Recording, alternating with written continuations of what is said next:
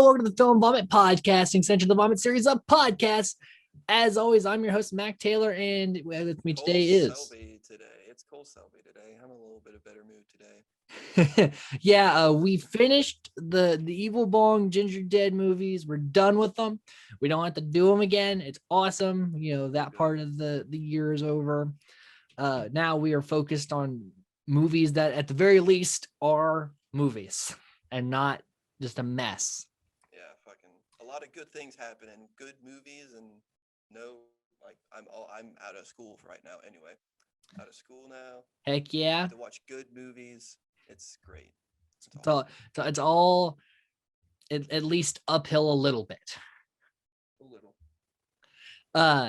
So we're talking about the movie Demons. It's an Italian horror flick from Lamberto Bava. Yes, and Dario Argento. It's an Italian flick made in the 80s. Lamberto Bava is the son of great Italian filmmaker Mario Bava, and this is like one of his bigger movies. Argento made a fuck ton of successful horror films in the 80s and maybe late 70s. So we're in good company here for it. I don't know if have you dove into the Italian horror before, Cole, or is this your first little experience? I think it's my first with Italian horror. It's different. It's got its unique style. Yeah. It's definitely not like my first foreign film. Right. It was better than what I expected.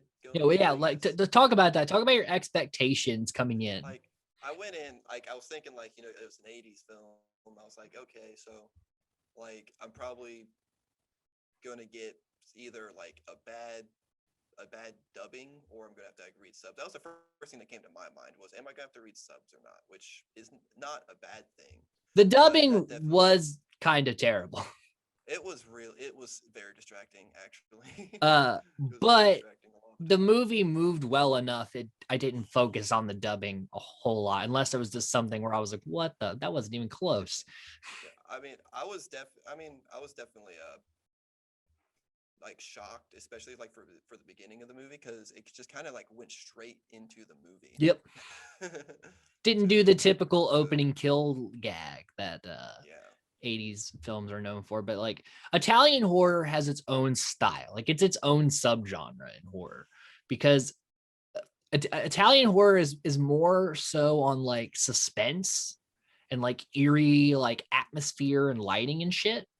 And there's a lot of that in here, but it also leans into some American horror with the gore and just some of the complete nonsense that happens in it.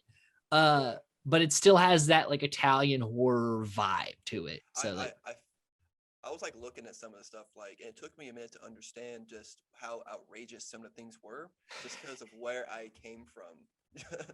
What, this is outrageous? This is completely normal. What are you talking about? Yeah, I mean, compared to all fucking bong worlds and sexy hells and all that, definitely transition. But this is a fun outrageous. This is a fun movie to watch. I wasn't looking at it scratching my head wait, what? How? I wasn't asking myself how. I was like, ooh, cool. I wasn't constantly checking the time on this one to see if it was almost over. And this movie was an hour and a half long. Yeah, it was a smooth hour and a half. I never felt like we were dragging. All right, so with that, let's go ahead and dive right in. We actually do have a decent amount to talk about in this movie. Yep. First of all, we start out just a banger soundtrack. We had that nice 80s hair metal vibe going with this thing. Yeah, don't we have Billy Idol and Motley Crue plays at one point. We have a lot of American 80s rock in here. Yeah. But this whole movie is just fucking 80s, out the ass 80s. It's awesome. Very super heavy 80s vibe. As soon as it starts the movie, up from the scene on the train, it's an extreme 80s vibe, on the public transit. Yeah, because like you said, it just goes into the movie. We don't even really get an opening credit or something. It's just boom, movie. Let's go.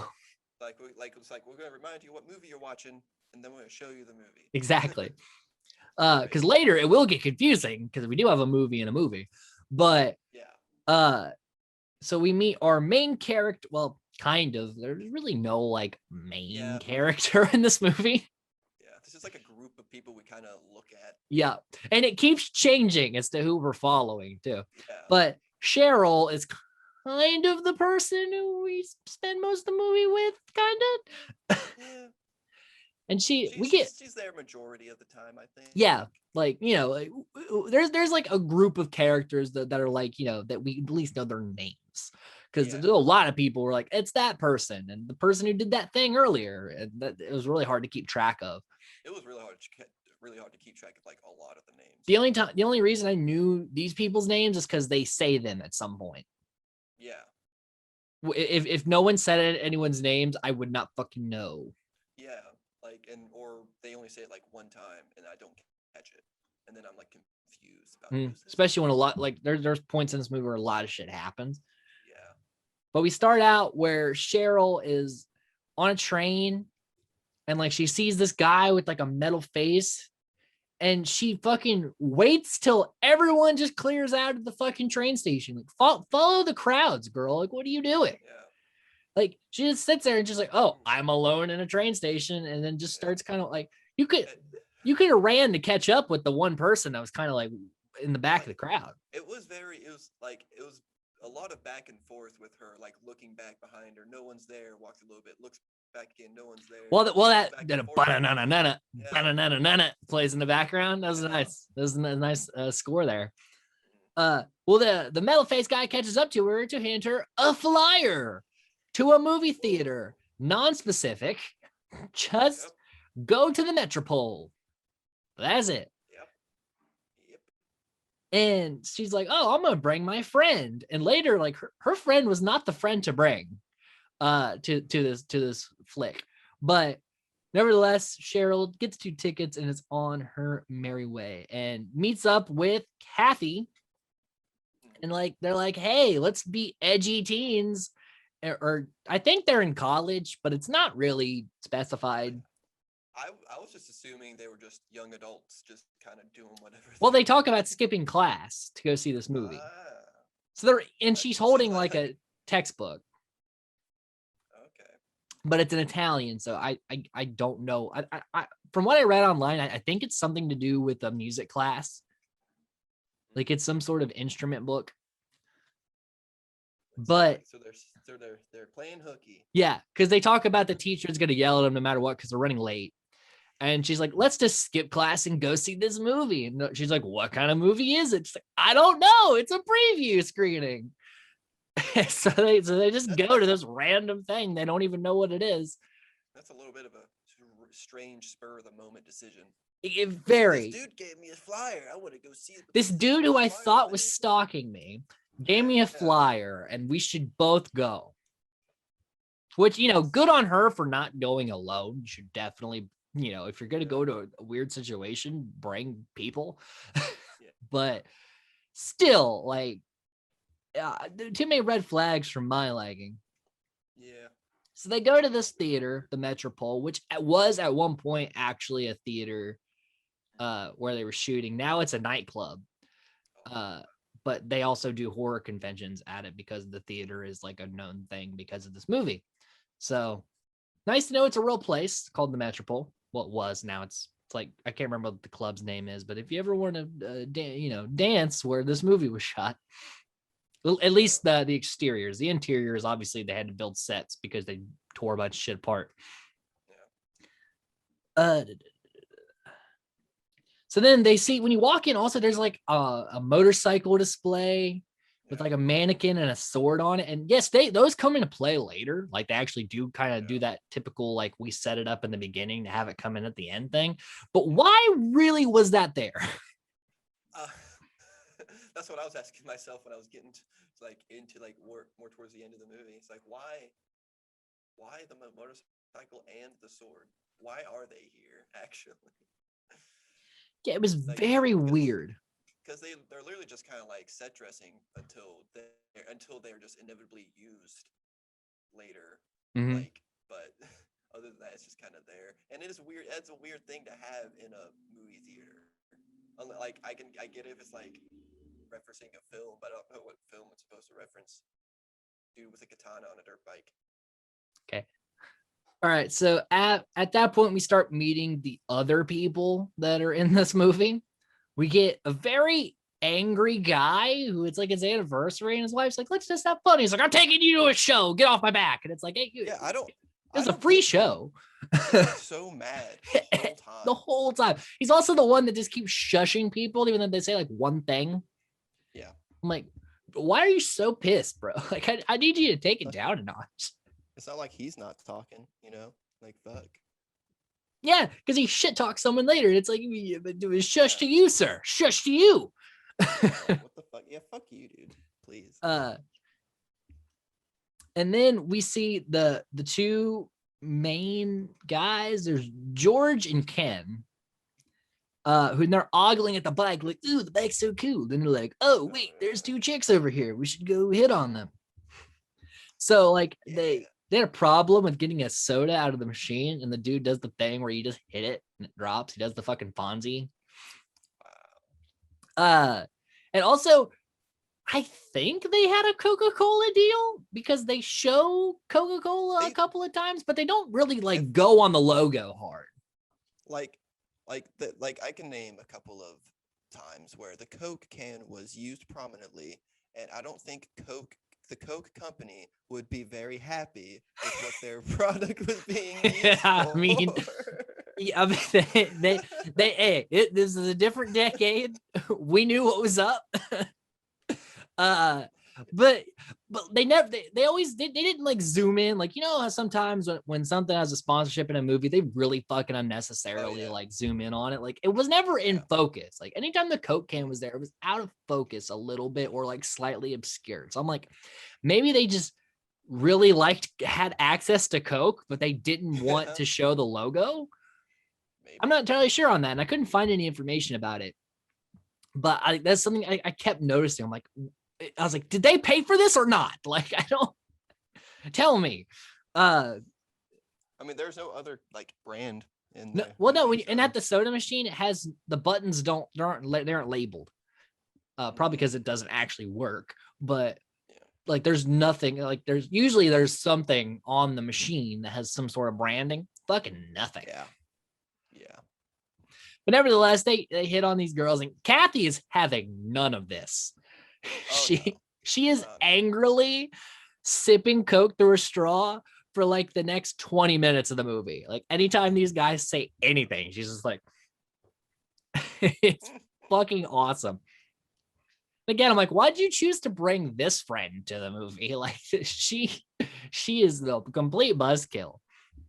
People need friends, man. People need like asshole friends, apparently. Yeah. And then we meet the blind guy who took his daughter to a movie. Just so she could, were like a thing for a while, honestly. until he started talking about it, and you're like, oh, it's his daughter. Yeah. But this was put in the movie as a joke to have a blind guy go to a movie. Like, the writers were literally just like, let's fucking throw that in there. That'd be funny. I was wondering why the blind man would go to the movie theater. And also, is he in a different theater? Like a different room? Because at one point it shows him completely, it's like empty, but him. Yeah. Like, I'm pretty sure he was in well, because at one point there's people in there. Yeah. And then the next point, like, there's not. Yeah, and then it's only him. But like, his daughter, fucking Liz, like I thought they were watching this. They were watching the same movie. People. They were, and then were there two screens going at the same time? I guess. I mean, I guess he was being considerate to get his own like private viewing so that the talking wouldn't get to the shusher in the front. But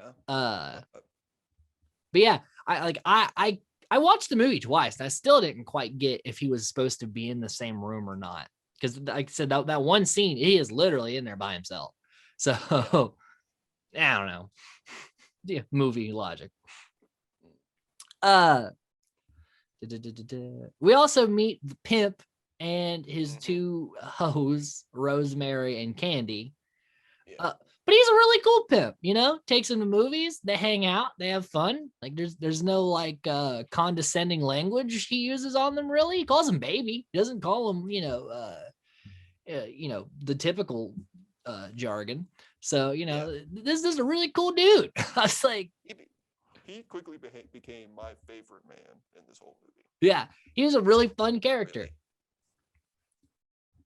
Because like I know when I first watched this movie, I was like, here we go. It's gonna be the asshole pimp character. You want to die? No. Yeah. So he is making pimps look good. Finally. Wow. He is a good guy. He's honestly just like a cool good guy in this movie. Thank you, Italy, for making a cool ass pimp.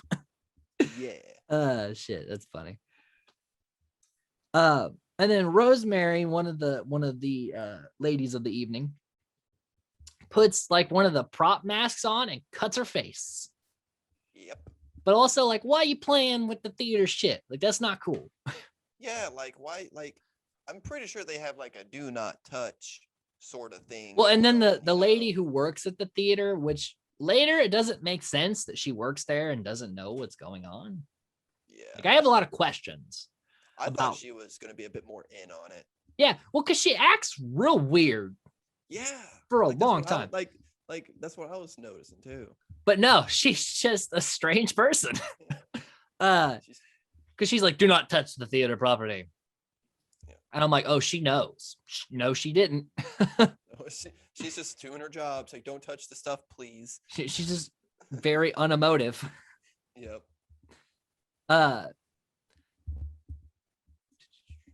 Then we see the movie in a movie. So we see a good chunk of the movie they're watching. Yeah. Which is like, these teens are like going to the grave of Nostradamus, right? Yeah. Who is like this guy who basically like foretold the future. And when they go to his grave, they find a mask. Dude puts it on and becomes a demon, but their demon in the movie just stabs people. There is no like crazy shit that was gonna happen in this movie. And Rosemary's like, oh, like I also cut my face. Isn't that a coincidence? Wow. Crazy. Oh, and then during this though, the fucking theater worker is just running around with the flashlight. I'm like, I work at a theater. You only do that if there's a complaint you have to take care of. You don't just walk around the whole time with the bright ass flashlight. That's just like, annoying. Just getting in the way of, my boy Tommy and Hannah having a good time.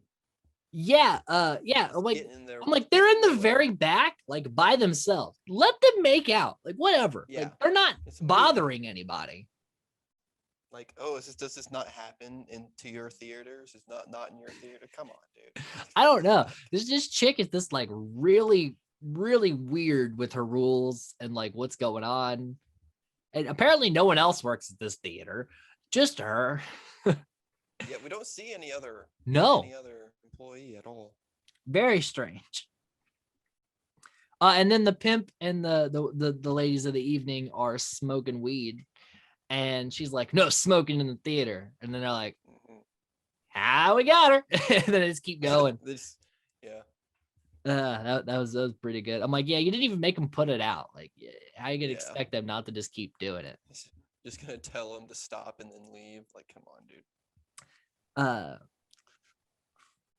So the guys go to sit next to the girls so they can hit on them, and they get shushed by the angry guy.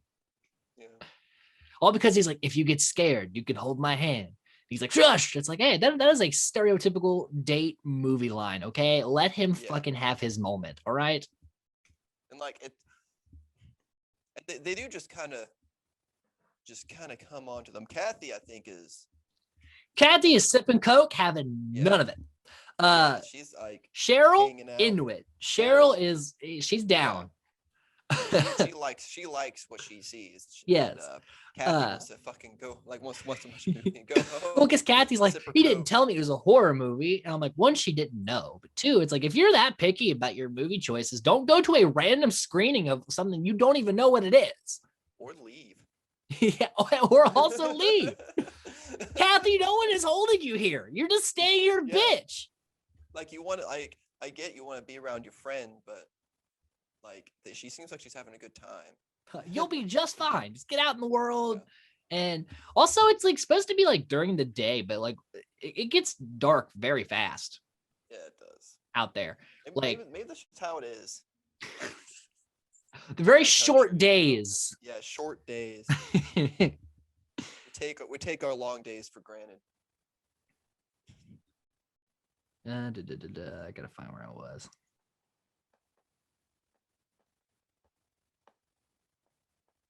Also, like, I thought the movie in a movie was like someone's student film that they were now just like putting in their actual movie, but I couldn't really find anything that confirmed that. So I don't know if this was something that they also shot to put there, because it has a lot of like really bad acting and it's a really poorly constructed story because they need it just to look like the movie. I mean, it just kind of looks like something they threw together. Just I was like, either that or it was someone's like college film and they were like, hey, we'll just throw that in there too. Fuck it. But yeah, but I like that they had, you know, the movie within a movie. Like they actually did some work with it. Like, I'm like, yeah, respect. Yeah. This was really just kind of like the slow part. Yeah, this is the build up, because once the horror starts, like we fucking roll. Yeah, and then it only lasts like 20 minutes. No, I was like, it's not a very long build up, but we had to have some sort of, we had to introduce all these characters. Yeah. And set up kind of where we're rolling to. Yeah. So then Liz, the guy who's the girl is supposed to be telling the blind guy what's going on in the movie, this dude just comes and sits down, and then they just start making out. And I'm like, yeah, this is not why you're here. Get his phone number and go out later.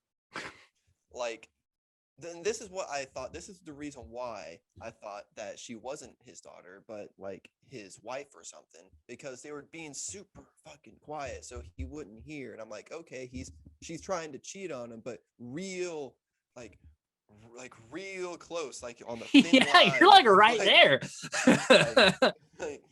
But no, like, and if she is his daughter, okay, I don't think he'd be too mad if you're dating, you know. Then you want to. Yeah, it never explained why she was so weird about it. Like does the dude like? But also really rude. He brought you there to explain the movie to him. Yeah. And you're just going on. I'm like, it's not like this is gonna take the rest of your day. Just tell him you'll meet him later. Like, it's fine. We don't even like. Do we even get to know who this guy is? No, I don't. No information. I never noticed. This is the only reason he's here. It was very, very random. I think they just wanted some sexy scene. Yeah, they're like, let's just have an extra makeout sesh. Yeah. So Rosemary goes to the bathroom, and the cut then starts like bubbling and pulsating, and then explodes into this green liquid, pussy, slimy liquid. Pretty good practical effects here too. Yeah, I liked a lot of the effects in this movie. Honestly, a lot. Like, honestly, all of them were really decent. So then the pimp sends Candy into Rosemary to see what's going on, and she sees the sink is a whole mess. She's like, that doesn't look very nice. And then she goes to the stall to find Rosemary is now a demon. Oh no! What'd you think of the demon makeup, Cole? I mean, very minimalistic, but it did the job. I mean, it's the 80s. Yeah, it made them look scary. Mm-hmm. After that, it's really up to the actor to actually. Yeah, and this chick was one of my favorites. Like, she really got into it. Yeah, she really freaked me out with like how she moved. Mm-hmm. Well, and she because she's the first one, she has to do a lot of acting because like she has to sell what this is, because this is the first time we're seeing what these demons are. Mm-hmm. So she really has to kind of set the bar. And I think she does a really good job. Yeah, and because really after this, we don't really get too much of like one-on-one stuff with them. Yeah, because then it's just a swarm this of them. Intimately. Yeah, exactly. Yeah, this really shows off. Like, and I do like it. It was really good, and I do think she did a really good job. Like it was creepy, like that's So good. she attacks Candy and slashes her neck with her nails. Yeah. And then Candy's just like bad. wandering around the theater screaming. Like, yeah. It took her a long time to get back to the auditorium. Like, I was like, how far away is the bathroom? Yeah. Like she like wandered around too, She was like in curtains in a hallway and like a corridor. And I'm like, where the fuck is this theater at?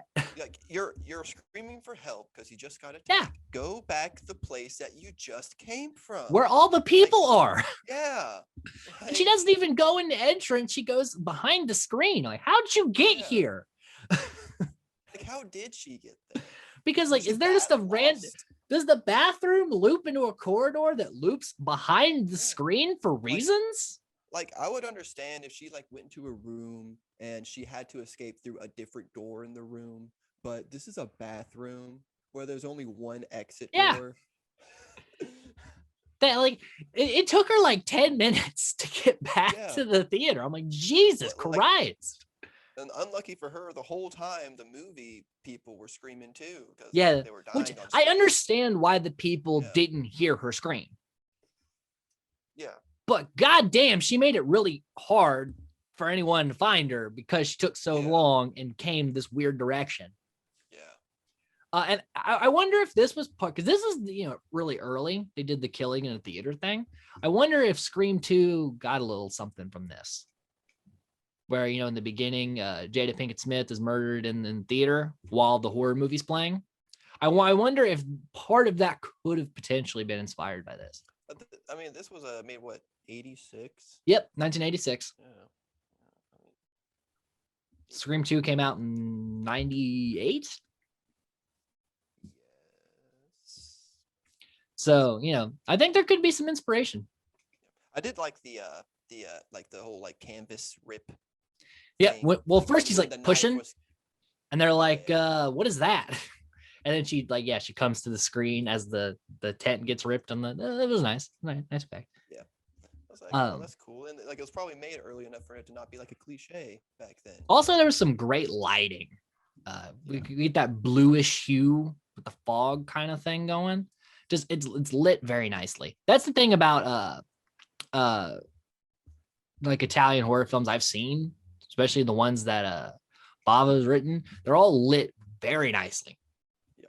Yeah, everyone very glistening, sweaty. Yeah, everyone's sweaty as fuck. There must have been like no AC. Nothing was too dark either. Yeah, it was well lit. Even in like the theater portion where it's supposed to be dark. DC. You still see everybody. Yeah. This fucking low budget 80s movie has lights. Yeah, they know what lighting is. You can see what's happening. Fucking nuts. Even when it's supposed to be dark, and we all know it's supposed to be dark. Yeah, but we still need to see what's going on. Yeah, like I can be like, okay, yeah, I want to see, because that's why they have like the blue, which is why I have blue lights up here is for this. But it's why they have like the bluish lights. It's dark, but it's still like lit and eerie. Yeah. So it adds to the tone without taking away from the visual. It's not rocket science. It's not. And then we talked about the blind guy being alone in the theater. Then Liz like goes off into the curtains to make out with this dude, only to set up her own death later. That's the only reason they went over there. I'm wondering if they were like planning on boning in this theater. I don't know, because they're just like hardcore making out, and he's like calling for her, and she's still just making out. And then Demon Rosemary grates them with a rope, but like the dude's still like trying to make out with her. He has this weird face the whole time. Like she's actually like acting like she's dying, and he's got this weird like half open mouth thing going. I'm like, can you stop? Half open mouth thing. He's got, it's like he's trying to kiss her still, and I'm like, and she's like not doing that. She's like, choking and dying. She's dying. And I'm like, was this a one take thing? And also, like, what a choice! Like, what was this actor thinking? He's thinking bold, man. Yeah, Outbox. he's not gonna get out of the mood no matter what. Oh no. So then Candy turns into a demon, and you see the nails kind of come out of her, out of like the demon claws come out of her nails. It's a very fun effect. Again, really good practical stuff there, and the teeth come through. Yeah, like that's like pushing the teeth out. Yep. Like her other teeth out. That was pretty cool. It's pretty cool. And then like she has this long ass tongue that flicks out, and you could tell it's clearly a prop head. Yeah, that was like out of left field for me a little bit. I'm like, oh yeah, because no one else does that. And it's clearly like a dummy head, but like still it glistens. That's how you could tell it's fake. But like still, I take that over CG any day. Yeah. It wasn't like it was sufficiently creepy, even if for maybe the wrong reason. Yeah, because you're just like, that's gross. Put that thing back in your mouth. And then the creepy guy is then hung from the rafters. Yeah, it just drops in front of everybody. And a panic ensues as Candy rips the asshole guy's throat out, like fucking pulls the throat out. I'm like, damn. That was not him. Cool. I liked that one. Yeah, I liked it. Yeah, there's a lot of really good kills in this. Then the blind guy finds his dead daughter and then has his eyes gouged out, which also irony. This character pretty much only exists for irony. Yeah. So now he's blind and his eyes are just hanging out. Yep. But he's not dead. And then everyone goes to see that the doors are locked. So they rip the doors off the hinges to find that there is somehow a brick wall now in front of the doors. Yep. And they're stuck in there. Now, this is when we start seeing the progression of the supernatural. Our pimp's becoming a leader. Yes, he takes charge. He becomes the pseudo leader. And he's like, doesn't have bad ideas. No, he actually does have some stuff. He only makes one mistake the whole movie, and that's what kills him. But the rest of the time, he makes pretty solid choices. So he takes charge. He's like, we need to stick together, and we need to go shut off the movie. Because they think the movie is it kind of is, but it isn't, and it maybe don't think about it. Don't think about it too much because it won't make sense. But and then this one chick wanders off for reasons and is then fucking scalped by the demon. Like at first I thought she was gonna be like, oh, I'm gonna hide myself in here, and then but I was like, why would you leave the group? He just said stick together. And you're like, oh, let me not do that. Get hurt that way. Because if we stay together, and then the one person who doesn't stay together dies. Yeah, but how else are we gonna have this really cool scalping death? Yeah, it was kind of there though, just for like body count a little bit. Yeah, I mean, we didn't even know who this person was. No, I mean, I guess they come back later, but I mean. Yeah, but still, like before, we didn't know who this was. Then they crush Rosemary in the door with the soda machine, and then they go off to stop the movie. And the Tony guy, one of the horny teens, he comes up, he's like, I lost my girl. And the fence is like, get out of my way. And then he like continues to like grab onto someone. It's like I lost her, like following them around the corner as he's like holding on to. I just love that the pimp gave no fucks. He's like, get out of my way. Like, I do not have time for your shit. He just lost 2 of his girls, okay? How do you think he feels? Not only did he lose them, he saw them turn into demons. Like, really fucked up shit for him. So, but he's on a mission, all right? Get out of his way. But said girl, Hannah, is still in the theater crawling around the seats. Yeah. So they get to the movie projection booth, and the door's locked. And they're like, we can just crawl in the window. And the pimp's like, nah, fuck that. And he kicks the door in. I'm like, yes, don't overcomplicate things. This is exactly what I'm talking about. He's like, what? Crawling through windows? No. I think this was like some sort of like kind of like way to like tease in the window. Yeah, because for later. one person will try to crawl in there later. Yeah, yeah. But like I think, but that's the only time. I won't give him credit for that. I think it's only kind of there. Yeah, like, but Pimp knows what's up. Yeah, he kicks in the door and nobody's running the movie. So he looks at it for a second and he just goes, "Smash it!" And they just Smash everything. Yeah, and they fuck this whole place up. Stop the movie, and they run back in and they're like, "All right, it's over." And the blind guy with his eyes just hanging out is like, "It's the theater. The theater's cursed." And I'm like, "Whoa, wait a goddamn minute. Nobody said that." And also, the chick's been working here, I assume, for some amount of time. This has not happened before. Yeah. And also, it's kind of implied that the Nostradamus thing, that movie predicted what would happen here. That's not the theater. There's no backstory of a haunted theater. Like, what are you talking about? How does he come to this conclusion? That's what I want to know.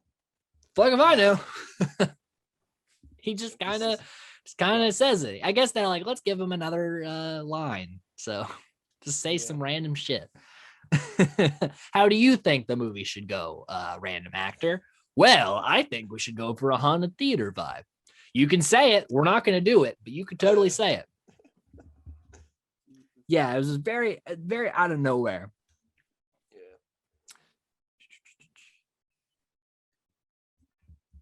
Then we cut. This is so random. This is like, I'm okay with it because it's funny, but it out of nowhere, we start following these 4 punks. Yeah. As they're driving around snorting cocaine out of a Coke can, which is what you alluded to earlier about the Coke sponsorship. And for a while, they're nowhere near the movie that's happening. They don't do anything. No, and they mean zero to the plot. Yeah. And except maybe like they show off their personalities a little bit. The only thing that they do that has any effect is they let the demon out. But technically the door opened and did it anyway, so it could have happened at any time. Like, was that like magic or something? Or again, never explained. Like we go back and forth to these people like several times. Yeah, well, first they're just driving around. They stole this car. They talked about the next car they steal needs to be better. And he's snorting coke out of the Coke can. 2 of them start fighting over it. So they spill Coke in the car. And so he's having them scoop up the Coke, which you got like 70% Coke and like 30% like lint, dirt, and ashes. I mean, I can understand, I guess, a little bit. It's expensive. I get it, but you're not snorting just Coke anymore. You should definitely not do that. Like, cut your losses, man.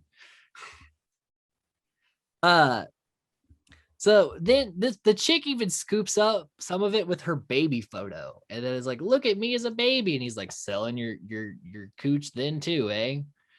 Like, why does she have a baby picture of her, dude? Yeah, why are you using it to scoop cocaine? Respect your baby self. And that. Respect your baby self. I don't care what you're doing now. Then we get like a little weird like tease scene between like the dude in the back. Yeah, and he's like scooping coke off her tits, or her tit. So we get like one like side boob shot. And it gets really weird, and then he just cuts her a little bit, and then we just go back to the movie like nothing happened. It's a lot. They're weird characters that don't matter. It's a lot. So then the pimp also drags the blind guy's dead daughter away. Yeah. He's like, "We're throwing her over the ledge," and he's like, "No, she's not a demon." He's like, "You don't fucking know that." He throws her over, and he doesn't know that. Like, he just saw like one of his lady friends turn after getting attacked. Like, honestly, I'm all for the guy's idea. Toss the dead body over. Yeah, it makes sense because they don't know how this shit works. Let's just be. She's already dead. Yeah. Let's be safe. Like, I get it. You're upset about it, but circumstances are different now. Like, he is the only competent person in this movie so far. And then the asshole guy is now a demon. He pops up and the pimp stabs him and yeets him over the ledge. Yeah. And then he lands on Hannah and then just starts vomiting blood all over her. Yeah. And it's like for a long time. She gets completely covered. Yeah. Just a lot of fluids in this movie. A lot of fluids. Vomit and blood all over. I mean, she does not like that one bit. And so then the pimp's like, all right, we need to take all these seats out so that, nothing's hiding behind them. And we need to put a barricade in front of the door to make sure that none of these fuckers get in here.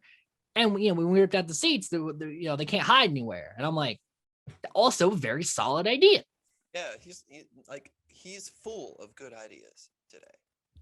And then two guys are being ginger with it. He's like, you just got to rip it up. And he goes to rip it up. And then a demon bites him on the leg and he falls over the ledge. And Ken then cuts the rope and drops him to his death. Yep. And that's the end of the pimp character. And I was really sad about that. Yeah, pretty sudden death of him. Yeah, and it was, and now at this point in the movie, Ken kind of becomes the new leader and the new, follow guy for reasons.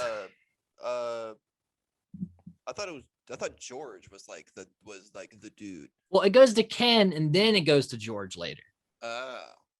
Because it keeps changing as to who we're supposed to think is going to be the survivor guy, which I never thought the pimp was going to live, but I thought he was going to last a little longer.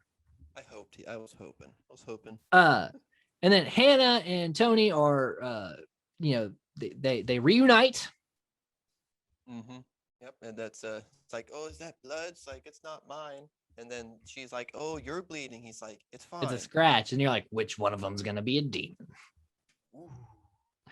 Suspense. And then the punk teens are now, they are listening to White Wedding, which is a great song. Hanging out, trying to steal another car.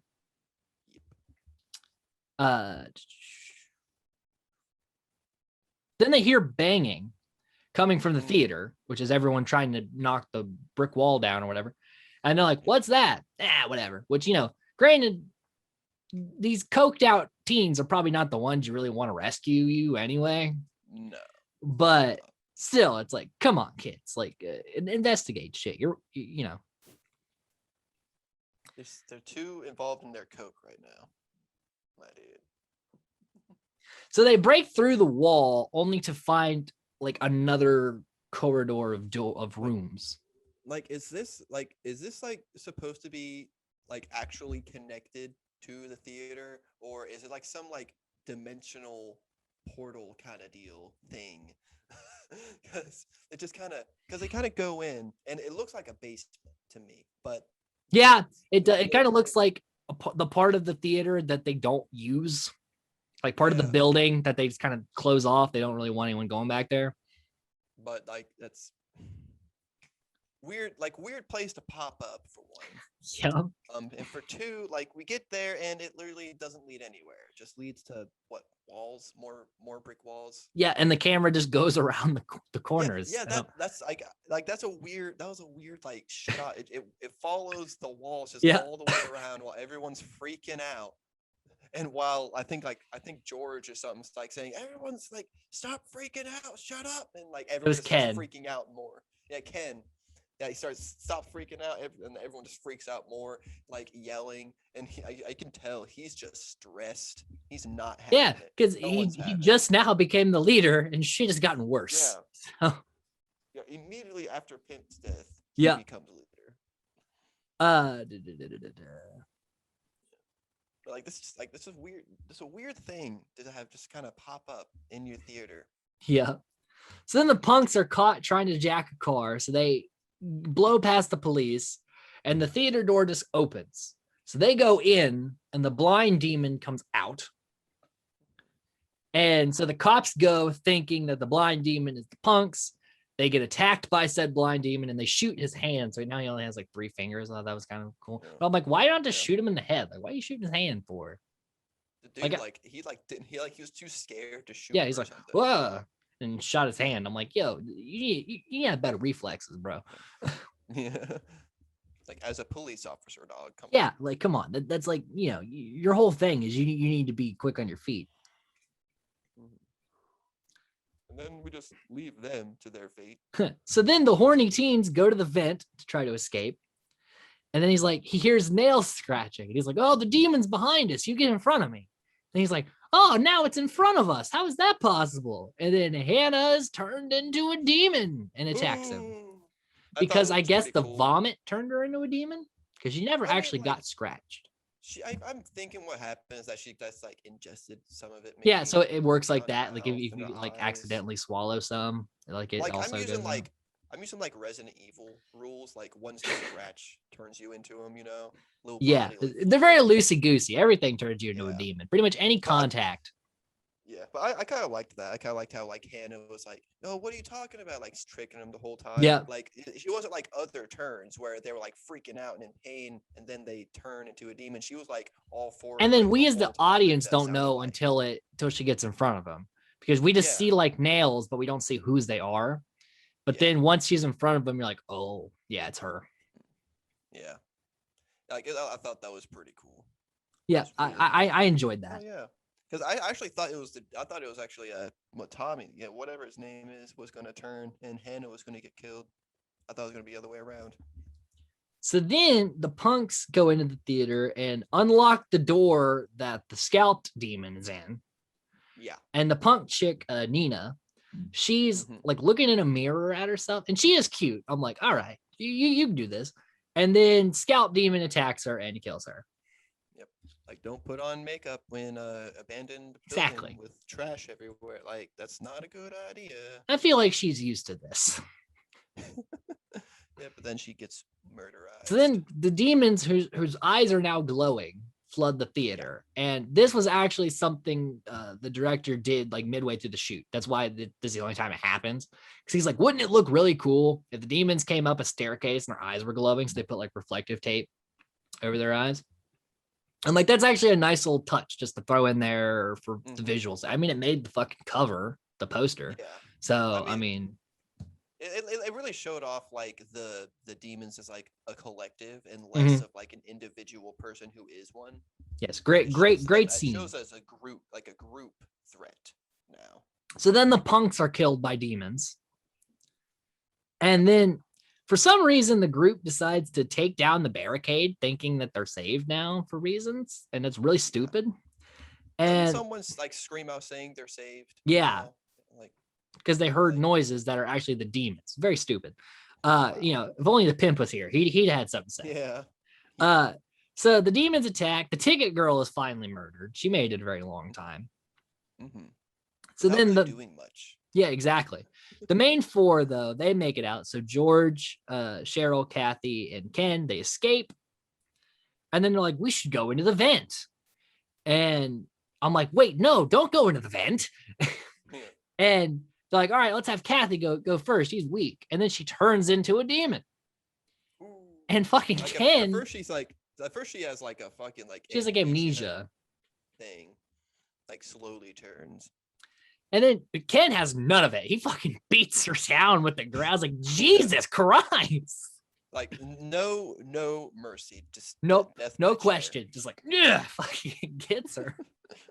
And then a actual demon comes out of her back and runs away. Time this happens too? The only time it happens.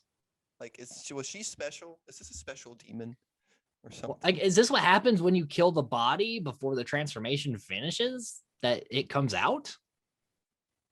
It was very weird. Like, when it was happening, I was like, what the fuck? Ever. Like, this is just a very, like, a thing that happens. The director's like, yeah, let's throw that in there too. Fuck it.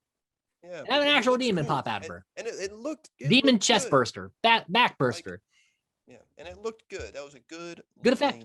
Yes. Demon. Agreed. So the said demon scratches Ken.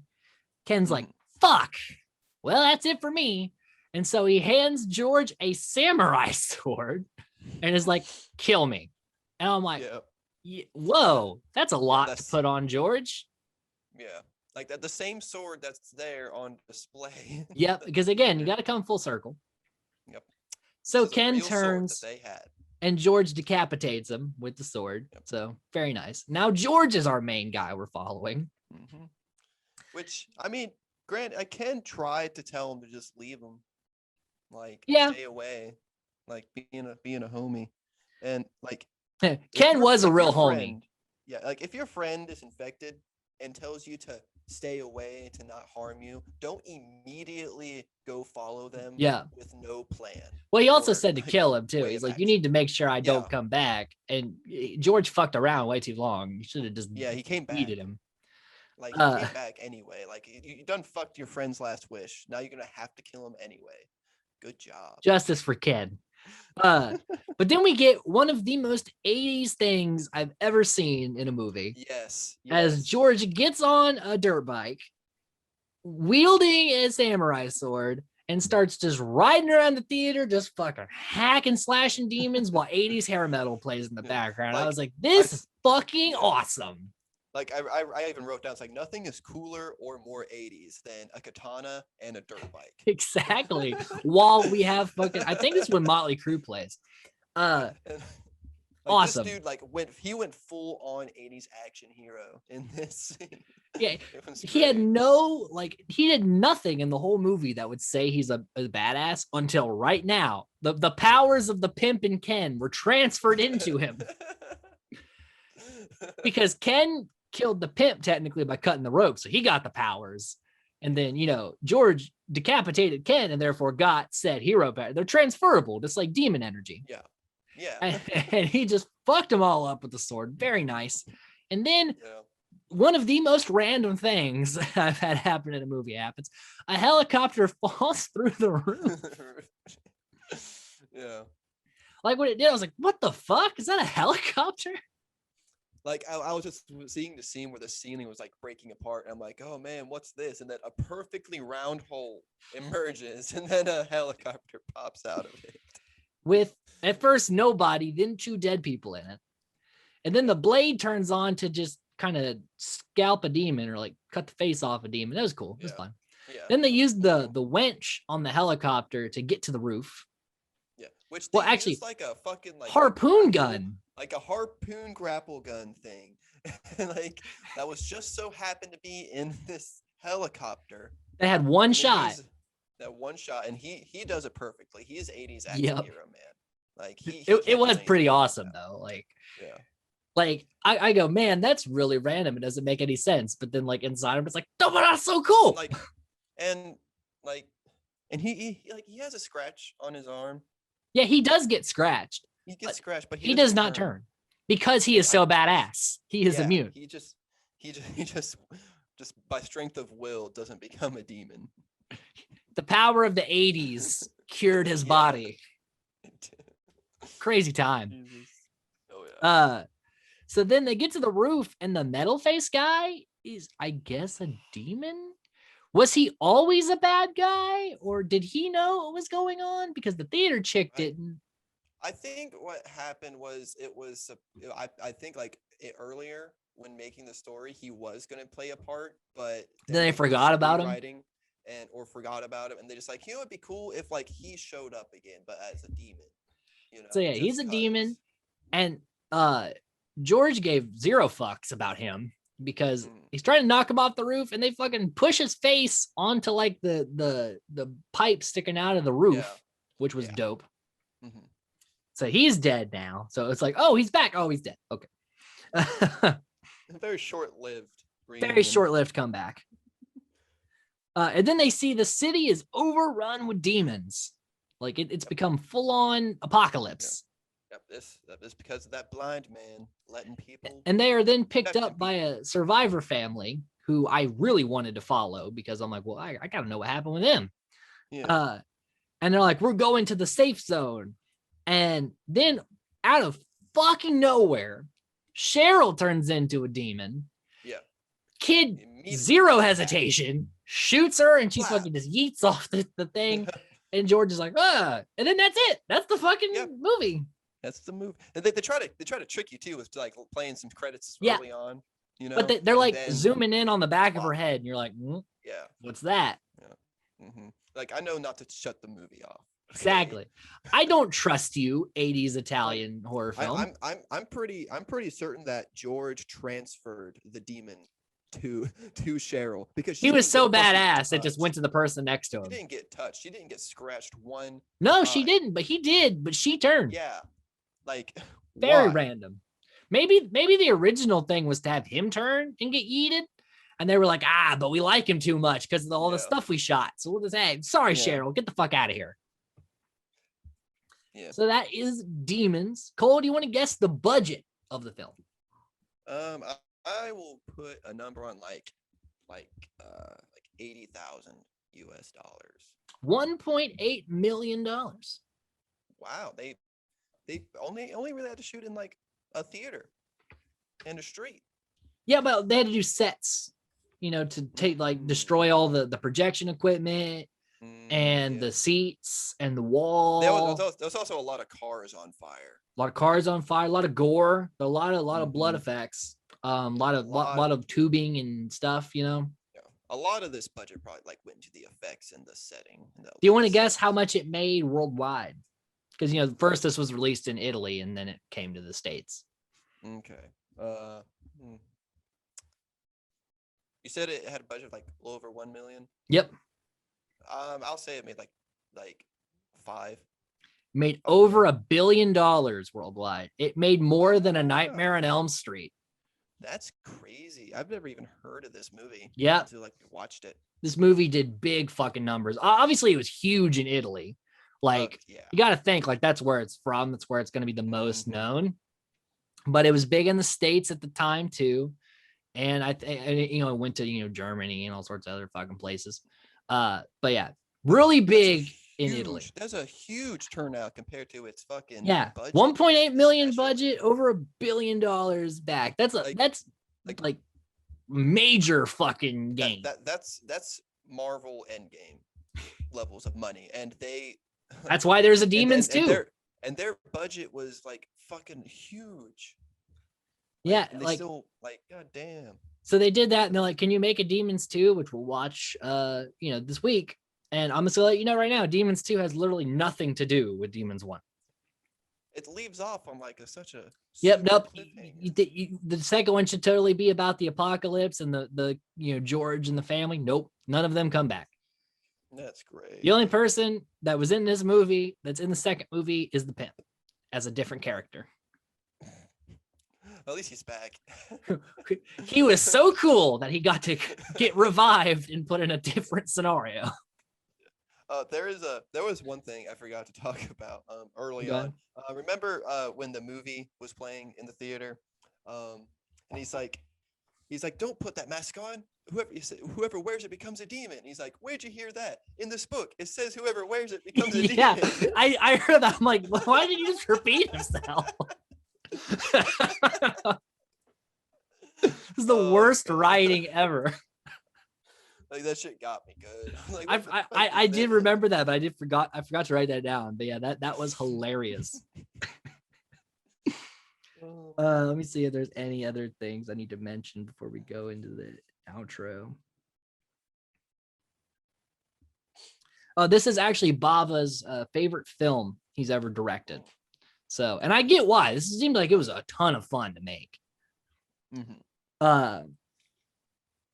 And the Metropolis nightclub, the Coke scene where they do the Coke out of the can and then scoop it up or whatever, that was actually censored in some countries. That was the thing these people didn't want people to see out of all the things in this movie, which I'm glad they didn't cut the gore out, because people tend to do that in the States, and that's fucked up.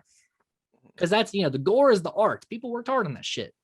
So if you want to cut out the Coke, whatever, people are it's not like they're even actually do it. They put in a straw in their nose and pretend. Well, later it spills on the car, so you have to scoop it up. That's what was censored, because you see. But that doesn't take away from the movie. You can take the punks out completely, and the movie still makes sense. Still works. So then we have some credits of people who went on to do some other things, unlike the Evil Bong movie that happens. Lamberto Bava, the other the movie that he made besides Demons and Demons 2 that I know of is the movie Devilfish, which is a shark movie. Got to capitalize on the Jaws fame.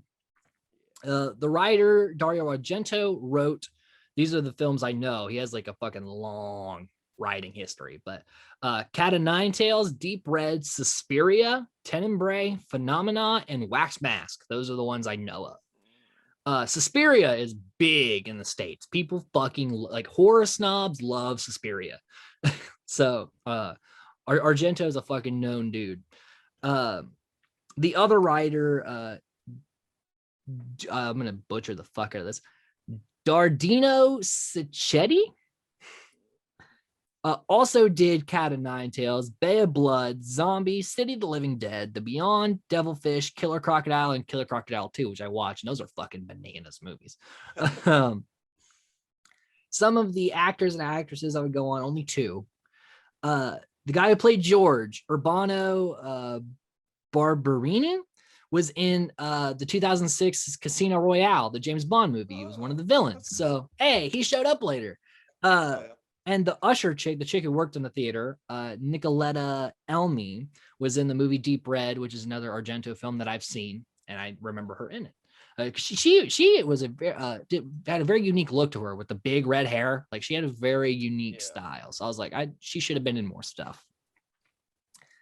This film has currently a 6.7 out of 10 on IMDb, a 6 out of 10 on Metacritic, and a 60% on Rotten Tomatoes. So it's pretty much a 6 out of 10 across the board. I think it should get a little more than that. I think the movie's a little more like, obviously it's not like a great movie, but it's a fun watch. Like, you know, I could put this on and just have a good time.